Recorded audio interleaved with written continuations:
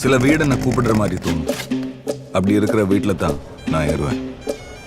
நான் எப்பவுமே யோசிப்பேன், இந்த ஆகாயத்தில் பறக்கிற கொக்குக்கு எப்படி தண்ணி கடியில் வாழ்கிற மீன் சாப்பாடை வந்துச்சு. என்னமோ ஒரு கனெக்ஷன் இருக்கு. அந்த கனெக்ஷன்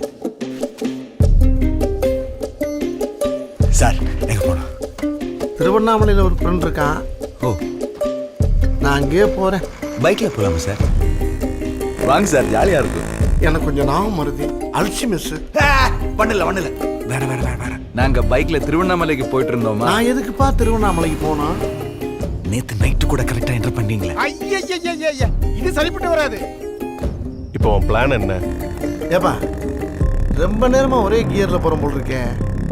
கொஞ்சம் கியரை தான் மாற்றுவேன்.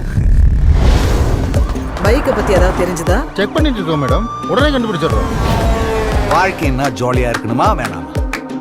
இருக்கணுமா வேணாமா? லொகேஷன் ட்ராக் பண்ண முடிஞ்சதா? சார் மோனேட் பயமாக இருக்குப்பா. எதுக்கு? என்னையவே முழுசாக மறந்துடணும்னு பயமாக இருக்கு. பொறுமையாக போயிட்டு இருக்கேன். எப்போ என் கண்ட்ரோல் போக போறதுன்னு எனக்கே தெரியும். நான் திரும்பவும் சொல்றேன், அவர்கிட்ட இருந்து பணத்தை அடிக்கிறது தான் உன்னோட வேலை. புரிஞ்சுதா?